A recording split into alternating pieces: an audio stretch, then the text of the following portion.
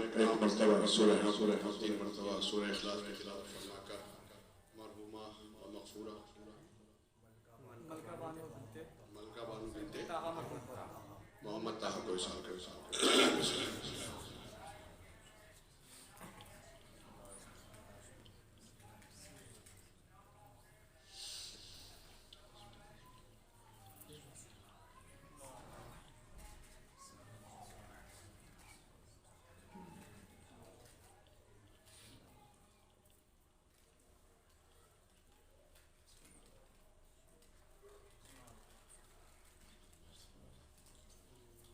بلند ترین صلوات پڑھنے والوں آپ حضرات سے گزارش ہے تھوڑا قریب آ جائیں، پیچھے آنے بعد کیا آنے والا تھوڑا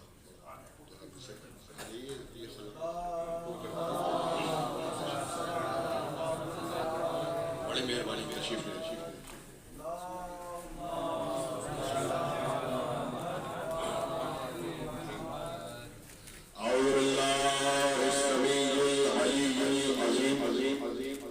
من الشیطان الرجیم بسم اللہ الرحمن الرحیم الحمد للہ الذی ہدانا لہذا وما كنا لنهتدی لولا ان ہدانا اللہ لقد جاءت رسل ربنا بالحق الصلاة والسلام والتحیۃ والاکرام علی سید اسلم ما فی الوجود سر اللہ فی کل موجود نقطۃ دائرۃ الوجود صاحب لواء الحمد والمقام المحمود مولانا و مولا الثقلین جد الحسن والحسین المکی المدنی القرشی الہاشمی المطلبی الابتہی التہمی مولانا و مقتدانا و ہادینا و شفیعنا و ناصرنا ابی القاسم محمد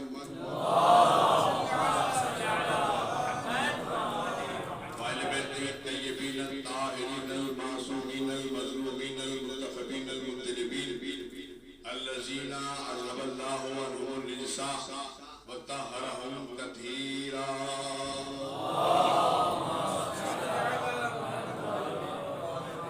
ولعنۃ اللہ علی اعدائہم وقتلتہم وغاصب حقوقہم ومنکر فضائلہم ومصائبہم اجمعین من الآن الی قیام یوم الدین اما بعد فقط قال اللہ تبارک و تعالی فی محکم کتابہ المجید وفرقانہ الحمید واصدق الصادقین وقولہ الحق بسم اللہ الرحمن الرحیم وعد اللہ الذین آمنوا منکم وعملوا الصالحات ليستخلفنهم في الارض كما استخلف الذین من قبلهم ولا يمكنن لهم دينهم الذي ارتضى ولا يبدلنهم من بعد خوفهم امنا صلوات پڑھیں۔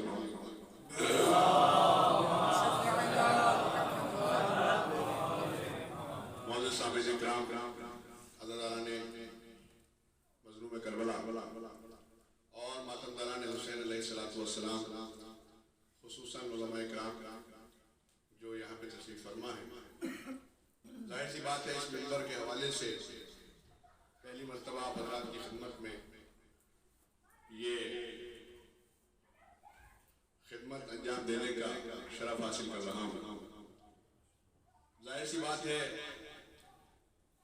کہ علماء اکرام تشریف فرما ہے تو آپ میرے طرز تکلم سے ناشنا اور میں معیار سماج سے ناواقف، بظاہر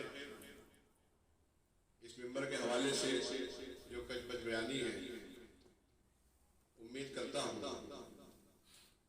کہ آپ حضرات مجھ طالب علم کی کچھ بچ بیانی کو حوصلہ افزائی کے ذریعے سے شکریہ کا موقع عنایت فرمائیں۔ اور میں چونکہ اس وقت ایک طالب علم کے والدہ کے سال ثواب کی مجلس ہے جس کو خطاب کرنے کی عزت اور سعادت حاصل کر رہا ہوں، کیونکہ یہ فرش ازا ہے اور فرش ازا پر بیٹھنے والا کوئی اجنبی نہیں ہوتا، کوئی غیر نہیں ہوتا، بلکہ فرض اعضا پہ آنے کے بعد ہمارے اور آپ کے درمیان ایمانی رشتے قائم ہو جاتے ہیں، اور یہاں پر اجنبیت اور غیریت کی کوئی حیثیت نہیں ہے، اس لیے کہ یہ در و در ہے کہ یہاں پر فارس کے رہنے والے بھی السلام منا اہل البیت سے رابطہ ہو جاتے ہیں۔ ایک صلوات پڑھ دیجیے محمد۔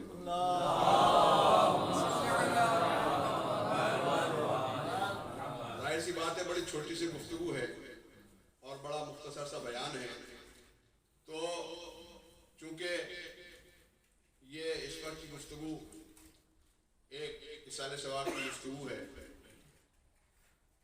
چونکہ ہماری زندگی میں سب سے بڑی اہمیت کا حامل ہے قرآن مجید، اور ہم جب بھی اپنی گفتگو کا آغاز کرتے ہیں تو یا تو قرآن کی آیت سے کرتے ہیں یا معصوم کی کسی حدیث سے کرتے ہیں، چونکہ دنیا والے سمجھ لیں کہ یہ کوئی سیاسی جلسہ نہیں ہے بلکہ مجلس حسین ہے، اور مجلس حسین میں یا قرآن سنایا جاتا ہے یا حدیث سنائی جاتی ہے۔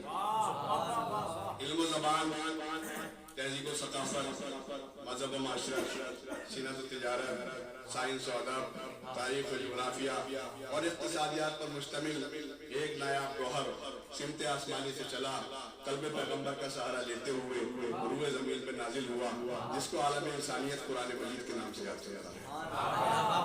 کون قرآن مجید؟ وہ قرآن مجید جو زخم دل مومن کے لیے مرہم شفا، نواسی و خوارج کے لیے پہلے خدا، مناظر کے لیے دلیل محکم، بے لگام کے لیے ایجاد درہ، طالب نصرت کے لیے خدائی مددگار، دانشوروں کے لیے گنجینہ بے بہا، نظر معیاری کے لیے آشکار ہدایت، نبی کے لیے چشمہ فیض علم و معرفت، مومنین کے لیے رحمت اور کافرین کے لیے زحمت ہے۔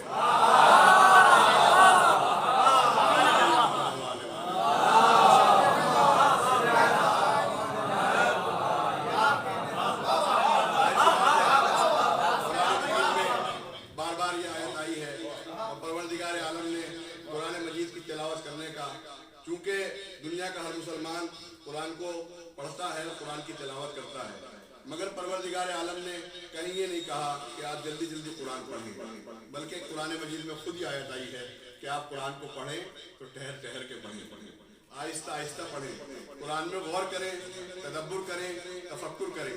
کیوں؟ اس لیے کہ تاکہ آپ قرآن کو آہستہ آہستہ پڑھیں گے، ٹھہر ٹھہر کے پڑھیں گے، غور سے پڑھیں گے، تدبر کریں گے، تفکر کریں گے، تو ہمیں قرآن بتائے گا کہ اہل بیت کیا ہیں۔ اہل بیت علیہ السلام قرآن کے ذریعے سے، یعنی قرآن ذریعہ ہے اہل بیت کا۔ اہل بیت کا ہم تعارف ہمیں کب ہوگا؟ جب ہم قرآن کو غور سے پڑھیں گے، تدبر کے ساتھ پڑھیں گے، تفکر کے ساتھ پڑھیں گے۔ آیات آنے کے بعد بھی ہم یہ دیکھتے ہیں قرآن کو جلدی جلدی پڑھا جاتا ہے، قرآن کو جلدی جلدی پڑھا جاتا ہے، ایک پارہ ختم ہو گیا، 2 پارے ختم ہو گئے، 3 پارے ختم ہو گئے۔ ارے بھائی اللہ تو کہہ رہا ہے قرآن کو ٹھہر ٹھہر کے پڑھیے، سمجھ سمجھ کے پڑھیے، سوچ سوچ کے پڑھیے، غور کریے، تدبر کریے، تفکر کریے۔ اچھا ایک بات اور ہے، اس سے آپ بہتر جانتے ہیں، علماء کرام تشریف فرما ہے کہ قرآن مجید کو زبانی پڑھنے سے زیادہ دیکھ کر پڑھنے کا ثواب ہے، کیونکہ قرآن کا دیکھنا بھی عبادت ہے، قرآن کا پڑھنا بھی عبادت ہے، قرآن کا سننا بھی عبادت ہے۔ سمجھے آپ؟ قرآن کا دیکھنا بھی عبادت ہے، قرآن کا پڑھنا بھی عبادت ہے، قرآن کا سننا بھی عبادت ہے۔ یعنی قرآن کو دیکھیں تب بھی عبادت ہوگی، قرآن کو پڑھیں تب بھی عبادت ہوگی، قرآن کو سنا جائے جب بھی عبادت ہوگی۔ تو بہتر یہ ہے کہ قرآن کو زبانی پڑھنے کے بجائے دیکھ کر پڑھا جائے۔ اگر زبانی پڑھیں گے تو ایک عبادت ہوگی، دیکھ کر پڑھیں گے تو 2 عبادتیں ہوگی۔ ایک صلوات پڑھیے محمد والے محمد۔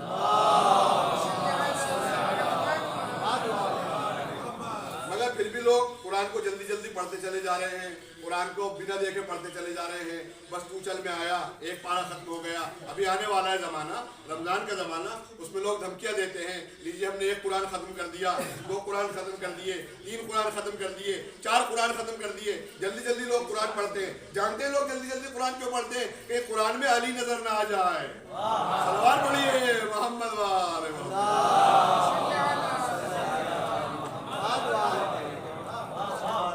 جو ہے آپ کی ظاہر سی بات ہے دیکھیے یہ جو میرے جملے ہیں آپ حضرات اس کو سماعت فرما رہے ہیں اور آپ میری حوصلہ افزائی فرما رہے ہیں. ظاہر سی بات ہے کہ آنکھوں کے اوپر محبت کا چشمہ ہونا چاہیے. آپ کی آنکھوں کے اوپر جو محبت کا چشمہ ہے اور کانوں سے آپ سن رہے ہیں یہ میرے لیے بڑے شرف کی بات ہے. تو قرآن کو ٹھہر ٹھہر کے پڑھیں, جلدی نہ پڑھیں. حالانکہ قرآن کا دیکھنا بھی ثواب ہے, قرآن کا پڑھنا بھی ثواب ہے, قرآن کا سننا بھی قرآن ثواب ہے. جو قرآن میں شک کرے وہ بھی کافی. توجہ رکھیے گا کہ میں آپ کی خدمت پیش کرنا چاہ رہا ہوں. بھائی جو قرآن ہے وہی تو علی ہے, جو علی ہے وہ قرآن ہے. یہ قرآن ثابت ہے, وہ قرآن ناطق ہے.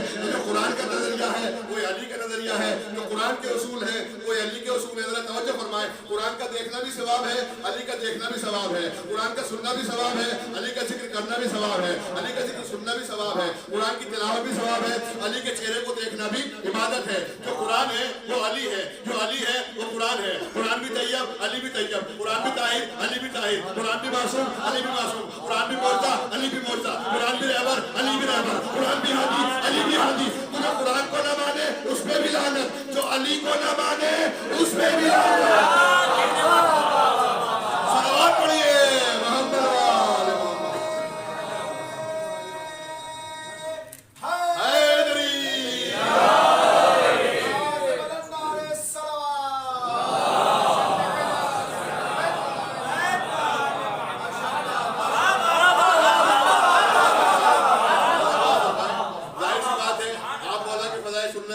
ممبر کا حق یہ ہے کہ مولا کے فضائل بیان ہو. بھئی دیکھیے مولا کے فضائل سننا عبادت ہے, مولا کا ذکر کرنا عبادت ہے, علی کا ذکر کرنا عبادت ہے. تو ہمیں قرآن ختم کرنے والوں ہمیں قرآن کی دھمکیاں نہ دو. ہم نے 1 قرآن ختم کر دیا, ہم نے 2 قرآن ختم کر دیے, ہم نے 10 قرآن ختم کر دیے, ہم نے 20 قرآن ختم کر دیے. مولانا محمد اسماعیل صاحب قبلہ دیوبندی فرماتے ہیں اپنی کتاب میں کہ علی کا 1 مرتبہ نام لینے کے بعد 1 قرآن کا ثواب مل جاتا ہے. سوال پڑھیے محمد والے محمد والے.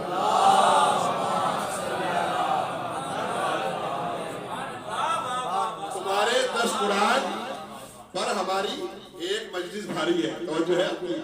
اب سمجھ میں آیا کہ ہم بار بار علی کا نام کیوں لیتے ہیں, ہم نعرہ حیدری کیوں لگاتے ہیں. ذرا توجہ فرمائیے, ہم نعرہ حیدری کیوں لگاتے ہیں, پوری توجہ فرمائیے گا. بھائی دیکھیے آپ قرآن کرتے ہیں, قرآن کرنا اور ہے, قرآن کو سمجھنا اور ہے, قرآن کرنا اور ہے, قرآن کو ماننا اور ہے. ہمارا عقیدہ قرآن پر ہے. ہم صرف قرآن کو مانتے نہیں ہیں بلکہ قرآن کو مانتے بھی ہیں, جانتے بھی ہیں, پہچانتے بھی ہیں. کیونکہ ہمارا عقیدہ صرف قرآن ہی پر نہیں ہے بلکہ ہمارا عقیدہ قرآن کے پاروں پر بھی ہے. ہمارا عقیدہ قرآن کے پاروں پر نہیں ہے بلکہ ہمارا عقیدہ قرآن کے پاروں کے سوروں پر بھی ہے. ہمارا عقیدہ قرآن کے پاروں کے سوروں ہی پر نہیں ہے بلکہ ہمارا عقیدہ قرآن کے پاروں کے سوروں کی آیتوں پر بھی ہے. شیعان حیدر کلار کا عقیدہ, محبان اہل بیت کا عقیدہ قرآن کے پاروں کے سوروں کی آیتوں ہی پر نہیں ہے بلکہ ہمارا عقیدہ قرآن کے پاروں کے سوروں کی آیتوں کے الفاظ پر بھی ہے. ہمارا عقیدہ قرآن کے پاروں کے سوروں کی آیتوں کے الفاظ ہی پر نہیں ہے بلکہ ہمارا عقیدہ قرآن کے پاروں کے سوروں کی آیتوں کے الفاظ کے نکات پر بھی ہے. ہمارا عقیدہ شیعان حیدر کلار کا عقیدہ قرآن کے پاروں کے سوروں کی آیتوں کے الفاظ کے نکات ہی پر نہیں ہے بلکہ ہمارا عقیدہ قرآن کے پاروں کے سوروں کی آیتوں کے الفاظ کے نکات میں سے اس نقطے پر بھی ہے جو بے کے نیچے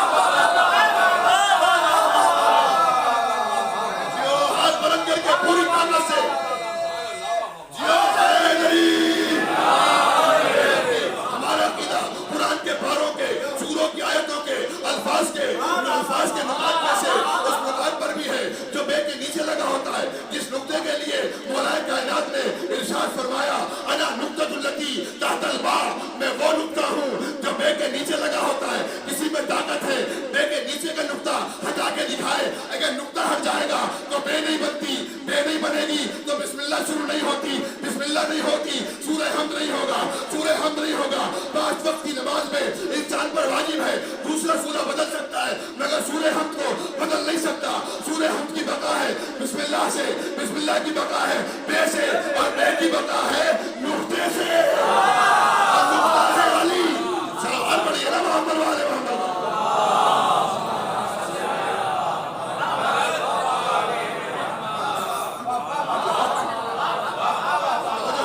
بھائی مولا یہ بھی کہہ سکتے تھے لیکن مولا نے ارشاد فرمایا مجھے الف نہ کہنا, اس لیے کہ الف توحید ہے. مجھے بے بھی نہ کہنا اس لیے کہ بے مقام رسالت ہے. میں تو وہ نقطہ ہوں جو بے کے نیچے لگا ہوتا ہے. بے کے نیچے کا نقطہ بے سے ہوتا تو بہت چھوٹا ہے مگر ضروری اتنا ہے اگر ہٹا دیا جائے تو بے سمجھ میں نہیں آتا. اگر ہٹا دیا جائے تو بے سمجھ میں نہیں آتا. پوری توجہ فرمائیں. اگر ہٹا دیا جائے تو بے سمجھ میں نہیں آتا. اچھا مولا نے بھی کمال ہی کر دیا. مولا نے کہا میں بے کے نیچے کا نقطہ ہوں. مولا یہ بھی کہہ سکتے تھے میں زال کا نقطہ ہوں. مولا یہ بھی کہہ سکتے تھے میں زے کا نقطہ ہوں. مولا یہ بھی کہہ سکتے تھے میں سواد کا نقطہ ہوں. مولا یہ بھی کہہ سکتے تھے میں غین کا نقطہ ہوں. مگر مولا نے کسی لفظ کے نقطے سے اپنے آپ کو تشبیہ نہیں دی بلکہ مولا نے کہا میں بے کا نقطہ ہوں. کہہ سکتے تھے میں زال کا نقطہ ہوں, زواد کا نقطہ ہوں, زوہے کا نقطہ ہوں, غین کا نقطہ ہوں. تو جو ہے نہیں کہا. کیوں نہیں کہا؟ کہا میں بے کا نقطہ ہوں. اس لیے نہیں کہا اگر اور الفاظ پر سے نقطوں کو ہٹا دیا جائے تو لفظ سمجھ میں آ جاتا ہے. مہربانی ہوگی توجہ فرمائیں. اگر اور الفاظ پر سے نقطے کو ہٹا دیا جائے تو لفظ سمجھ میں آ جاتا ہے. اگر زال سے نقطہ ہٹا دو گے دال بن جائے گا, زے سے ہٹا دو گے رے بن جائے گا, سواد سے ہٹا دو گے سواد بن جائے گا, غین سے ہٹا دو گے عین بن جائے گا. مگر اگر بے سے نقطہ ہٹا دو گے تو کوئی لفظ سمجھ میں نہیں آئے گا. اگر بے سے نقطہ ہٹا دو گے تو کوئی لفظ سمجھ میں نہیں آئے گا. بھائی علی بتانا ہی یہ چاہتے ہیں اگر بے سے نقطہ ہٹا دو تو لفظ سمجھ میں نہیں آتا. اسی طریقے سے اگر مجھے محمد سے جدا کر دو تو شریعت سمجھ میں نہیں آتی. صلوات پڑھیے محمد والے محمد.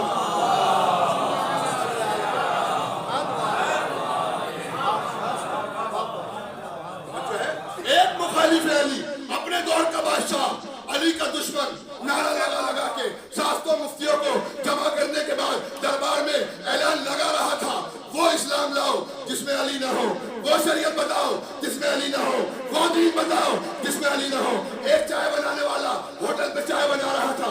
اس نے بغیر دودھ کی چائے بنائی, بادشاہ سلامت کی خدمت میں پیش کی اور کہنے لگا بادشاہ سلامت پہلے چائے نوٹ فرمائیے. علی کے بغیر دین بعد میں مانگیے گا, علی کے بغیر شریعت بعد میں مانگیے گا, علی کے بغیر اسلام بعد میں مانگیے گا. بادشاہ نے چائے کو دیکھا فوراً جملہ کہا یہ کیسی چائے ہے جس میں دودھ نہیں ہے. کہا بادشاہ وہ تو بتا وہ کون سی شریعت ہے جس میں علی نہیں ہے. صلوات پڑھیے محمد.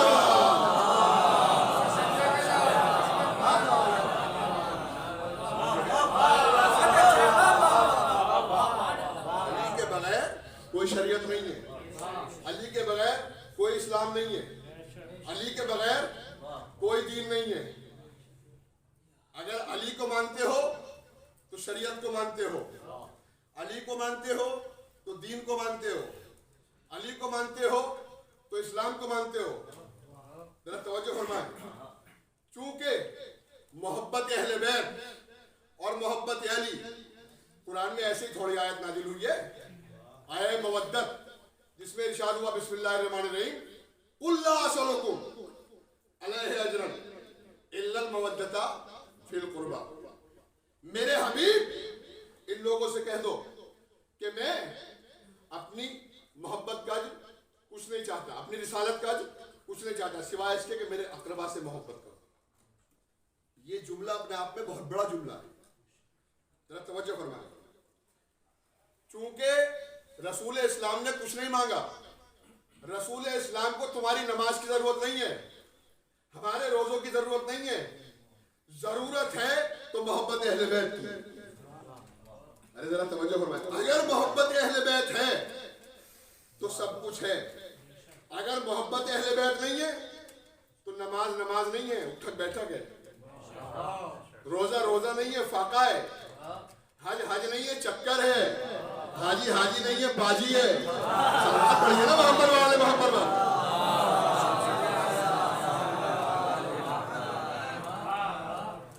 اب میں ان مسکراتے ہوئے چہروں کا بڑا شکر گزار ہوں چونکہ علی کا نام آنے کے بعد چہرے پہ گلاب کھلنا چاہیے. اب میں تو اکثر مجلس میں کہتا ہوں جو لوگ گھور کے دیکھ رہے ہیں میں ان سے معذرت چاہتا ہوں. مطلب مجلس یہاں تو ایسا نہیں ہے, یہاں تو سب ماشاءاللہ مولا کا ذکر آیا खुशी से उस नुक्ते को एक्सेप्ट किया। मेरे उलमा का मजमा है और उलमा में पढ़ना भी कोई आसान नहीं है। मुझ छोटा सा तालिब इल्म को आप सुन रहे हैं इस अंदाज से, आपकी आंखों पे मोहब्बत का चश्मा लगा हुआ है जो आप इस अंदाज से मुझे देख रहे हैं। तवज्जो है आपकी, वरना मुझसे कहीं ज्यादा पढ़ने वाले हजरात यहाँ तशरीफ फरमाए, इतने बड़े बड़े उलमा तशरीफ फरमाए, मैं तो कुछ भी नहीं हूँ, मगर बस यही है कि मौला का जिक्र जो जिसकी तौफीक होती है, जो जिसके दामन में होता है वो पेश कर देता है। अब ये तो सामईन की बात है कि वो किस अंदाज से सुनते हैं। यहाँ तो ऐसा नहीं है, मगर बहुत सी जगह ऐसा होता है। अच्छा, बहुत से लोग मजलिसों में, यहाँ तो ऐसा नहीं, यहाँ तो सब उलमा तशरीफ फरमाए, यहाँ से ज्यादा कौन जानता है, यहाँ तो सब कुछ जानने वाले लोग हैं। बहुत सी जगह ऐसा होता है, कुछ लोग मजलिस में आके बैठते हैं, वो सोचते हैं हम दाद नहीं देंगे तो पढ़े लिखे साबित होंगे।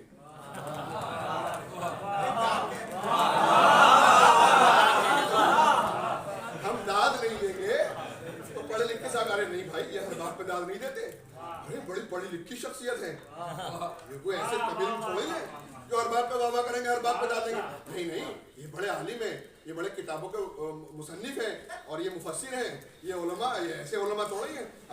लोग सोचते हैं, लोगों का नजरिया है, लोगों का, उलमा का नहीं, लोगों का नजरिया है। आगे आके बैठ जाते हैं मजलिस में, बस आप दाद नहीं देंगे तो पढ़े लिखे साबित होंगे। याद रखिए, जो अली के नाम पे न बोले उससे बड़ा जाहिल कोई नहीं।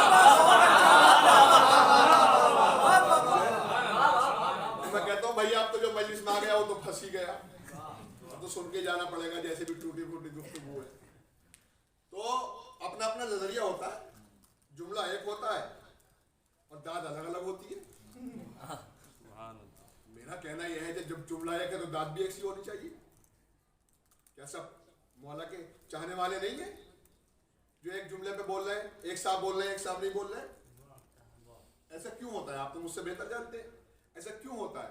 जब जुमला एक अंदाज का पढ़ा गया है तो दाद भी एक सी होनी चाहिए।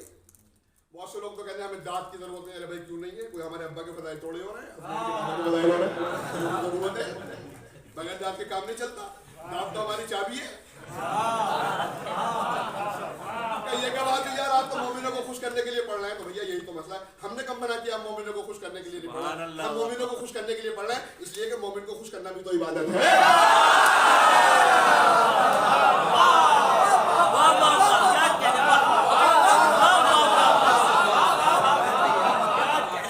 सलवात पढ़िए ना मोहम्मद वाले मोहम्मद वाले।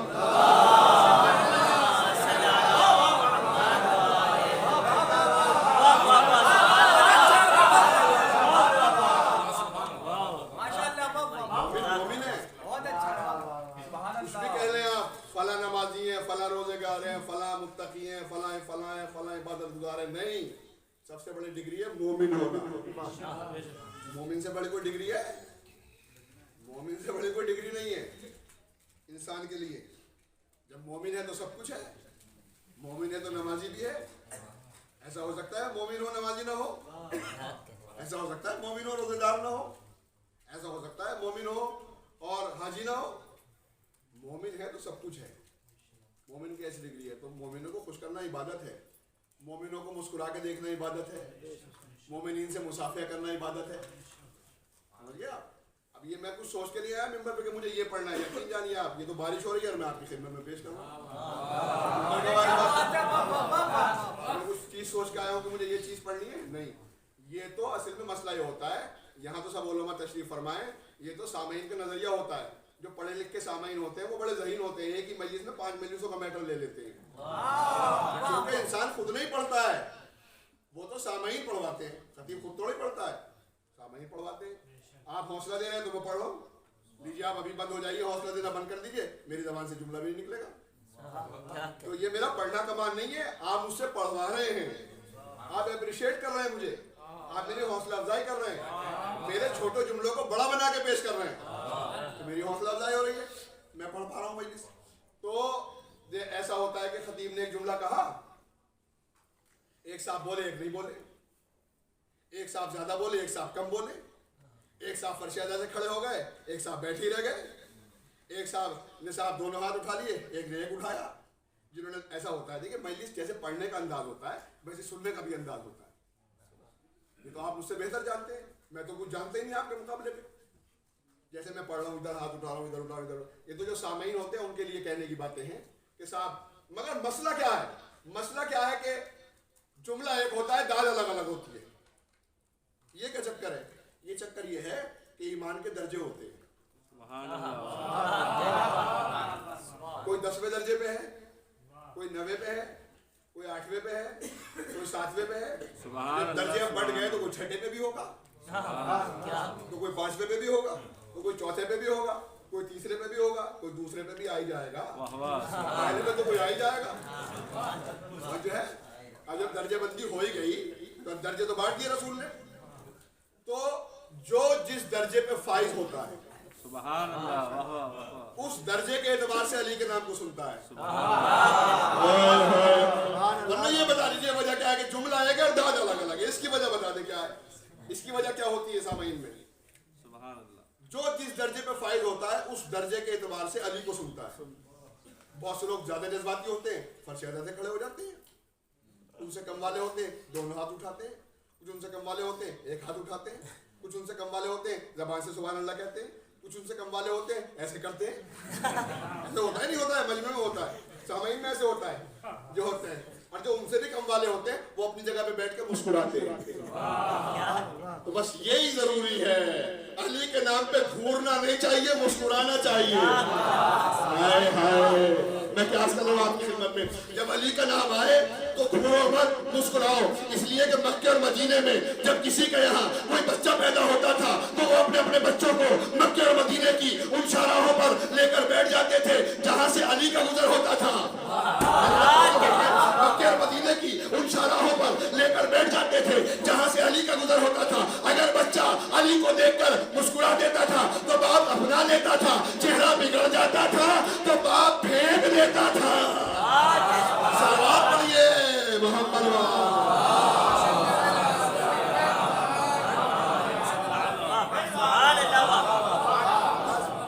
ये कोई वैसे ही नहीं है हमारे जुमले, उलमा के जुमले नहीं, ये हदीसों में आया।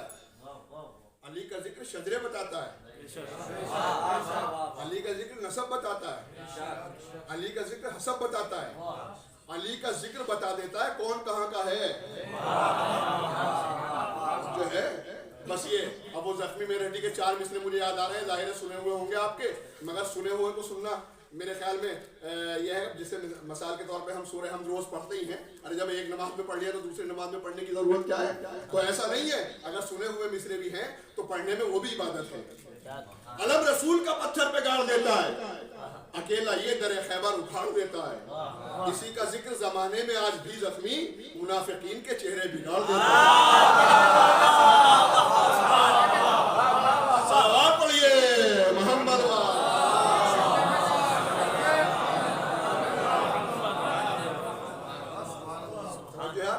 तो बस मेरा कहना यही होता है, चाहे हाथ उठाए ना उठाए, चाहे गर्दन हिलाए ना हिलाए, चाहे सुभान अल्लाह कहे ना कहे, मगर अली के नाम पे मुस्कुराए जरूर।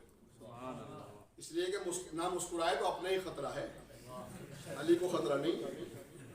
और मैं तो ये कहता हूँ भैया, उन हाथों का क्या फायदा जो अली के नाम पे ना उठ सके, उन हाथों का क्या फायदा जो अली के नाम पे ना उठ सके, उस जबान का क्या फायदा जो अली के नाम पे ना बोल सके, उस चेहरे का क्या फायदा जो अली के नाम पे मुस्कुरा भी ना सके। जो है तो जाहिर सी बात है कि एक आलिम है अगर घर में बैठा हुआ है, मौला को जरूरत है मैदान जंग की, तो जो जंग के मैदान में उतर गया वो मौला का है। तो जो है तो हम मौला के वफादार हैं, हम मौला के नाम पे खुश होने वाले हैं। और सबसे बड़ी बात यह है कि हम मौला का जिक्र करते हैं तो जाहिर सी बात है आप मौला का जिक्र सुन रहे हैं, सामीन सुनते हैं, आप तो उलमा तशरीफ फरमाएं। मौला का जिक्र सुनने के बाद बहुत से लोग होते हैं कि जो मौला की फजीलत को एक्सेप्ट करते हैं। बहुत से लोग हवाले मांगने शुरू कर देते हैं, ये कहाँ से पढ़ा, ये कहाँ से पढ़ा, ये कहाँ से पढ़ा, ये कहाँ से पढ़ा। ऐसा भी होता है, यानी कि आप दादा के फजाइल बयान करिए तो नहीं पूछते कि किस آپ نے کب دیکھا کب سنے؟ چاہے وہ دادا کے زمانے میں موجود بھی نہ ہو، خوش ہوتے ہیں مٹھائی کھلاؤں چائے پلاؤں، ہے نہیں؟ ہر جہاں علی کا معاملہ، یہ کہاں سے پڑھا، یہ کہاں سے پڑھا، یہ کہاں سے پڑھا. ارے بھیا علی کی فضیلت ہے، جو ہے آپ دیکھ لیجیے. میں نے بہت سو کو دیکھا ہے گاؤں میں، دادا کے فضائل بیان کر دیا، ہم موجود بھی نہیں تھے، بڑے خوش ہوئے. ارے بھائی دعوت ہو جائے گی کل کو، سمجھ گئے؟ تو یہ معاملہ ہے. تو مولا کی فضیلت ہم سنتے ہیں، ہم پڑھتے ہیں. تو یہ ہم اپنے ماں باپ کو دعا دیتے ہیں کہ مولا نے ہمیں ان گھرانوں میں پیدا کیا ہے جہاں پہ عزاداری ہوتی ہے، ان ماں باپ کے یہاں پیدا کیا ہے جہاں عزاداری ہوتی ہے، جہاں ذکر اہل بیت ہوتا ہے، جہاں علم اٹھائے جاتے ہیں، جہاں تابوت اٹھائے جاتے ہیں، جہاں گریہ ہوتا ہے، جہاں مراسم عزاداری ہیں، جہاں رسم عزاداری ہے. ہم تو پیدا ہی اس چیز کے لیے ہوئے ہیں، عزاداری کے لیے، رونے کے لیے امام حسین کو. اور آپ کی خدمت میں ایک بات عرض کروں کہ وہی پھر بلال بھائی کے مصری 6 حسین سب کو کہاں دستیاب ہوتا ہے، کہیں ببول کے اوپر گلاب ہوتا ہے، بعید ہے اس کے بنے بوتراب ہوتا ہے، اگر کہ خون ذرا بھی خراب ہوتا ہے. سمجھ گیا؟ بہت دور ہوتا ہے وہ عشق علی سے. تو ایک بس یہ ایک جملہ آپ کی خدمت میں عرض کر دوں. چونکہ اہل بیت علیہ السلام سے اگر ہم محبت کرتے ہیں تو ہماری نماز بھی قبول ہے، روزہ بھی قبول ہے، حج بھی قبول ہے، سب کچھ قبول ہے. اور ذرا سا بھی اگر ہمارے دل میں اہل بیت کی فضیلت کو سننے کے بعد یہ ذہن میں آ گیا یہ کیسے ویسے کچھ نہیں، جیسے ہم ایسے. اہل بیت کی فضیلت جیسے ہی فضیلت سنیں ہم ایکسیپٹ کرتے ہیں. اب ظاہر سی بات ہے، میں یہ واقعہ پیش کرنا چاہ رہا ہوں. مولانا نعیم الابرار میں ایک واقعہ لکھا ہے. اب یہ تو پتہ نہیں کون سی جلد میں ہے. نعیم الملت صاحب ساہیوال کے رہنے والے تھے. ایک وہاں مولانا صاحب رہتے تھے جن کا یہ دار و مدار تھی، جن کا یہ تبلیغ تھی، نماز پڑھو، روزہ رکھو، حج کرو، یعنی کہ بہت زیادہ اعمال پہ تبلیغ کرتے تھے. ایک دن ایسا ہوا کہ پرانے زمانے کی بات ہے، جب یہ اب تو یہ سمر سیویل اور سب نظام ہو گیا ہے پانی کا، جب وہ ہینڈ پائپ بھی نہیں تھے، کنویں سے پانی کھینچا جاتا تھا. اس زمانے کی بات ہے جب کنویں سے پانی کھینچا جاتا تھا. ایک دن ایسا ہوا کہ وہاں اس گاؤں میں کنویں میں کتا گر گیا. اب لوگ قبلہ کے پاس آئے، قبلہ مسئلہ بتائیے ورنہ شام کے کھانے پہ بن جائے گی. اب دعوت ذوالعشیرہ کی ہڈیاں بھگوڑنے والوں کی اولادوں میں سے تھے.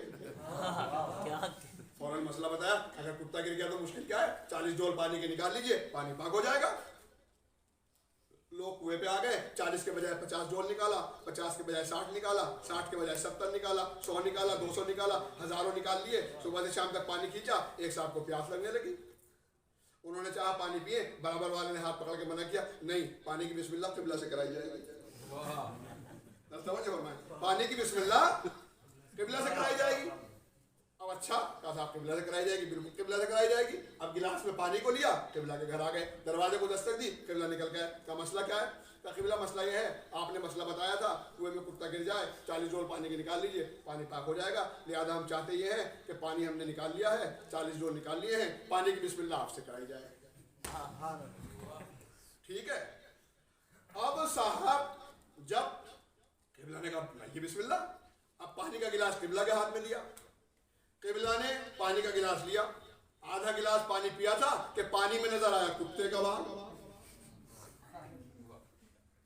قبلہ نے فوراً سوال کیا، کیا کنویں سے پانی نکالا تھا، کتا نہیں نکالا تھا؟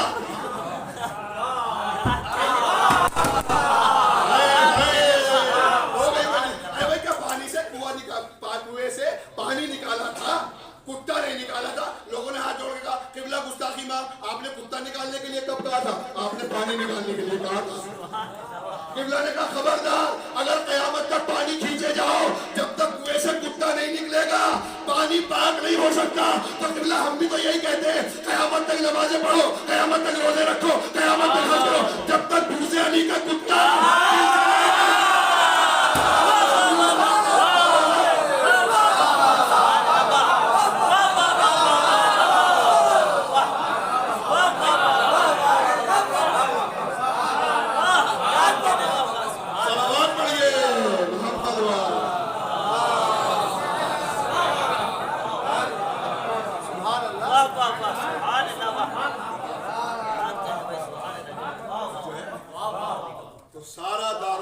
دعائیں محبت دے مولا آپ کو سلامت رکھے. بہت اچھا سنا آپ نے, اس سے زیادہ داد مجھے چاہیے بھی نہیں. ماشاءاللہ جتنا مجھے آپ نے سراہا, میری گفتگو کو سراہا, مولا آپ کو اس کا اجر عظیم عطا فرمائے. بس چونکہ ماں کے سال ثواب کی مجلس ہے, ایک جملہ پڑھنا چاہوں گا جناب سیدہ کے حوالے سے. اب گفتگو اس نحج کی ہو گئی تو جو ذہن میں آتا رہا وہ آپ کی خدمت میں پیش کرتا رہا. سوچ کے تو کچھ بھی نہیں آیا تھا. چونکہ رسول اسلام کی حدیث ہے, اگر کوئی عورت یہ چاہتی ہے کہ جنت میں جائے, چونکہ رسول اسلام نے فرمایا فاطمہ تو سیدت نساء الجنہ, فاطمہ جنت کی عورتوں کی سردار ہے. تو اگر کوئی عورت چاہتی ہے کہ جنت میں جائے تو اسے چاہیے کہ فاطمہ کی کنیزی اختیار کرے. فاطمہ کی کنیزی اختیار کر کے تو جنت میں جا سکتی ہے, فاطمہ سے لڑ کے جنت میں نہیں جا سکتی. آخری جملہ ہے, میں مسائل پڑھوں گا اس کے بعد. فاطمہ کی کنیزی اختیار کر کے تو جنت میں جا سکتی ہے, فاطمہ سے لڑ کے جنت میں نہیں جا سکتی. تو بھیا جو فاطمہ سے لڑ کے جنت میں نہ جا سکے وہ علی سے لڑ کے جنت میں کیسے جائے گی؟ صلوات پڑھیے محمد.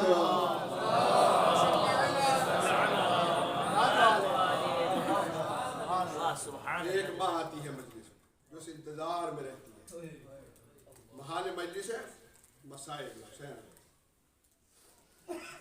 جو اس انتظار میں رہتی ہے, مجلس ہو رہی ہے, فضائل ہو رہے ہیں. ظاہر سی بات ہے ہماری اور آپ کی آنکھیں نہیں دیکھ پاتی, چونکہ ہمیں ایسا لگ رہا ہے کہ یہ مجمع یہاں پہ بیٹھا ہوا ہے, یہ جگہ خالی, وہ جگہ خالی, وہ جگہ خالی. نہیں, مجمع تو باہر تک لگا ہوا ہوتا ہے. کیونکہ جب مجلس حسین ہوتی ہے تو فرشتے تشریف لاتے ہیں, انبیاء تشریف لاتے ہیں, معصومین آتے ہیں, شہداء آتے ہیں, سب مجلس میں ہوتے ہیں, مگر ہماری آنکھیں اس لائق نہیں ہے کہ ان کو دیکھ سکیں. چونکہ ہمیں نظر نہیں آتا ہمارے کسی کے برابر میں جناب قاسم بیٹھے ہوتے ہیں, کسی کے برابر میں مولا عباس بیٹھے ہوتے ہیں, کسی کے برابر میں جناب علی اکبر ہوتے ہیں, کسی کے برابر میں جناب اون محمد ہوتے ہیں. اور جب مجلسوں میں مائیں بہنیں شرکت کرتی ہیں تو کسی کے برابر میں جناب زینب ہوتی ہے, کسی کے جناب سکینہ ہوتی ہے, کسی کے برابر میں جناب ام کلثوم ہوتی ہے. اور جس وقت مسائل حسین بیان ہوتے ہیں تو جناب زینب کی قبر کو زلزلہ آ جاتا ہے, اور جناب زینب اپنی قبر سے اٹھتی ہیں, جناب زینب اپنی قبر سے اٹھتی ہیں, اور اٹھنے کے بعد اپنی ماں کی قبر پہ آتی ہیں, اور آنے کے بعد ماں کی قبر پہ ہاتھ رکھ کے کہتی ہیں اماں آپ نخنا سے پوچھتی تھی کہ میرے حسین پہ کون روئے گا, اماں آئیے ایک ایسی جگہ لے کے چلوں جہاں کتنے حسین پر رونے والے موجود ہیں. اور جب یہ دونوں بیویاں اپنی جگہ سے اپنی قبروں سے نکلتی ہیں, جناب سیدہ یعنی رسول کی بیٹی علی کی بیٹی, اور اس کے بعد دونوں بیویاں حسین کی بیٹی کی قبر پہ آتی ہیں, اور جناب زینب جناب سکینہ کی قبر پہ آ کے کہتی ہیں بیٹا سکینہ جب تم روتی تھی تو تماشے لگائے جاتے تھے, آؤ سکینہ ایک ایسی جگہ لے کر چلو جہاں اتنے رونے والے ہیں کوئی تماشے لگانے والا نہیں ہے. اجرکم اللہ, اللہ آپ کو کوئی غم نہیں دے سوائے غم اہل بیت علیہ السلام. اس کے بعد یہ دونوں بیویاں جناب سکینہ کی قبر پہ آ جاتی ہیں, اور جناب سکینہ ایک مرتبہ قبر سے بیان کرتی اٹھتی ہیں اور کہتی ہیں جناب زینب آؤ میں اس جگہ لے کر چلوں. بس رسول کی بیٹی علی کی بیٹی حسین کی بیٹی مجلس میں تشریف لے آتی ہے, اور جب مجلس کرنے والے مومنین اپنے اپنے گھروں کو چلے جاتے ہیں تو یہ درمیان میں بیٹھ جاتی ہے فرش عطا کے, اور جناب سکینہ جناب زینب کی آغوش میں ہوتی ہے, اور ایک مرتبہ ننھے ہاتھوں کو بلند کر کے کہتی ہے پروردگار ان آوازوں پہ رحمت نازل فرما کے میرے بابا کی قبر پر. جناب زینب اور جناب سیدہ کہتی ہے آمین. کیا مرتبہ ہے دادا, اجرکم اللہ, اللہ آپ کو کوئی غم نہ دے. ایک ماں کے سال ثواب کی مجلس ہے, تو میں 2 جملے پڑھنا چاہ رہا ہوں رسول کی بیٹی کے حسین کی ماں مسائل. الحمدللہ مولا آپ کو کوئی غم نہ دے سوائے غم سید الشہداء کے.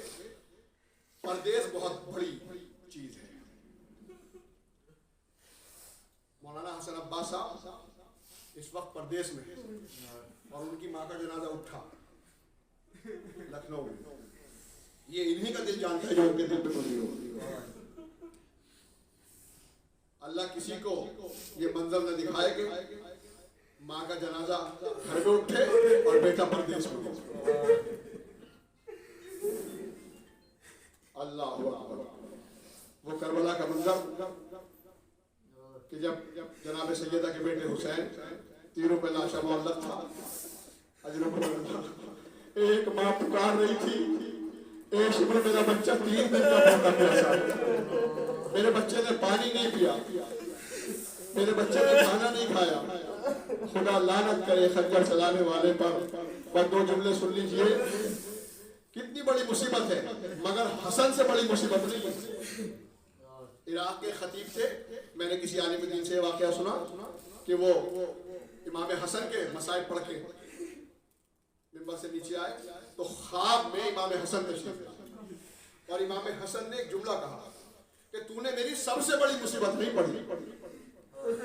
ایک مرتبہ ہاتھوں کو جوڑ کے وہ خطیب کہنے لگے، مولا میں نے پڑھا ہے کہ آپ کو زہر سے شہید کیا گیا، کہا نہیں تو نے میری سب سے بڑی مصیبت نہیں پڑھی، کہا مولا میں نے پڑھا ہے کہ آپ کا قاسم یتیم ہو گیا، کہا تو نے میری سب سے بڑی مصیبت نہیں پڑھی، کہا مولا میں نے پڑھا ہے کہ آپ کی ام فرما بیوہ ہو گئی، کہا تو نے میری سب سے بڑی مصیبت نہیں پڑھی، کہا مولا میں نے پڑھا ہے ہر انسان کے لیے جائے سکون ہوتا ہے، آپ کو گھر میں زہر دیا گیا، کہا نہیں تو نے میری سب سے بڑی مصیبت نہیں پڑھی۔ ہاتھوں کو جوڑ کے خطیب کہنے لگا لرزتے ہوئے، مولا میں نے پڑھا ہے کسی کا لاشا قبرستان سے واپس نہیں آتا، آپ کا واحد لاشا ہے جو عباس کے ہوتے ہوئے اجرکم اللہ قبرستان سے واپس آیا، کہا نہیں تو نے میری سب سے بڑی مصیبت نہیں پڑھی۔ سنیے گا عزادارو، ایک مرتبہ وہ ہاتھ جوڑ کے کہنے لگا، مولا پھر آپ ہی بتا دیجئے آپ کی سب سے بڑی مصیبت کون سی ہے؟ کہا سن، وہ میری مصیبت علی اکبر سے بھی بڑی مصیبت ہے، وہ میری مصیبت قاسم سے بھی بڑی مصیبت ہے، وہ میری مصیبت اول محمد سے بھی بڑی مصیبت ہے، وہ میری مصیبت علی اصغر سے بھی بڑی مصیبت ہے۔ کہا مولا وہ کون سی مصیبت ہے؟ کہا سن، میں 7 سال کا تھا، ارے جب مدینے کے ہمارے دروازے پر دروازہ چلایا، دروازے کے پیچھے میری ماں دیوار کے درمیان دروازے کو دھکا دیا، ایسے پس گئی جیسے چکی کے 2 پارٹوں کے درمیان گیہوں کا دانا۔ مصیبت یہ ہے، ارے میری ماں پس رہی تھی، میں آواز دے رہی تھی، بیٹا حسن میرا محسن شہید ہو گیا۔ اجرکم اللہ، بیٹا حسن میرا محسن شہید ہو گیا۔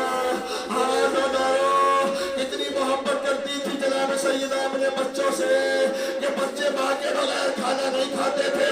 بس آخری جملہ ایک ماں کے سالے ثواب کے لیے، یہ آخری جملہ، بچے ماں کے بغیر کھانا نہیں کھاتے تھے۔ ارے جس بار بچے آئے ہیں، کہا ہماری اماں کہاں ہے؟ ایک مرتبہ کہا پہلے کھانا کھا لو، کہا پہلے اماں سے ملیں گے۔ اب جو حجرے میں آئے دیکھا اماں دنیا میں نہیں رہی، قرآن برپا ہو گیا۔ ہائے اماں ہمیں کس پر چھوڑ کے جا رہی ہے؟ مولا کائنات آئے، غسل دیا۔ بس آخری جملہ، غسل دینے کے بعد سب بچوں کو اشارہ کیا، سب بچے آ کے فاطمہ سے ملنے، زینب آ کے ملی، حسن آ کے ملے، سب آ کے ملے۔ ایک مرتبہ علی کہتے ہیں، اے فاطمہ سب آ گئے، تیرا حسین نہیں آتا۔ اجرکم اللہ، تیرا حسین نہیں آتا۔ کہا کیا کہہ رہا ہے؟ کہا کہہ رہا ہے جب تک اماں خود نہ بلائے حسین نہیں آئے گا۔ اجرکم اللہ، ایک مرتبہ یہ سننا تھا، بندے کفن ٹوٹے، 2 حال برآمد ہوئے، آ میرے کربلا کے مسافر، آ میرے کربلا کے پیاسے۔ حسین دوڑ کر ماں کے گلے سے لگ گئے، ایک جملہ کہا، اے اماں آج آپ نے مجھے بلایا، میں فوراً آ گیا۔ اماں وعدہ کرو کل کربلا کے میدان میں جب میں بلاؤں فوراً آ جانا۔ ارے وہی عشر عاشور، فاطمہ نے وعدہ پورا کیا، حسین سین سے زمین پر آنے لگے، آواز دی، اے اماں وعدہ پورا کرو۔ عزادارو، زمین کربلا سے آواز بلند ہوئی، اے حسین آجا میری آغوش میں آجا، میں نے تیرے مختل کو اپنے بالوں سے صاف کر دیا ہے۔ انا للہ و انا الیہ راجعون، جزاً بقضائہ تسلیم، سیعلم الذین ظلموا ای منقلب انقلبوا۔ پروردگار تجھے واسطہ محمد والے محمد کا مختصر سی بات جو شیعہ حضرت قضا جہاں کہیں بھی عزت نام اس کی آپ کی حفاظت کرے، جو بیمار ہے شفا کامل عطا کرے، جو مفروض قرضے کی ادا کرے، جو لا ولد اولاد نبی کرے۔ مولانا حسن عباس صاحب صبر دی ہوئی ہے۔ یہاں جتنے مومنین تشریف فرما ہے، سب کی دلی اور جائز مراد کو پورا فرما، علماء کرام کو پروردگار سایہ ہمارے سر پر قائم فرما، پروردگار زمانہ پورا شعب ہے، آخری حجت کے ظہور میں تعجیل فرما، ہمیں ان کے آوان و انسان میں شمار فرما۔ ربنا تقبل منا انک انت السمیع العلیم، ایک مرتبہ سورہ حمد اور 3 مرتبہ سورہ اخلاص کی تلاوت فرما۔ مرحومہ و مغفورہ ملکہ بانو محمد طاہر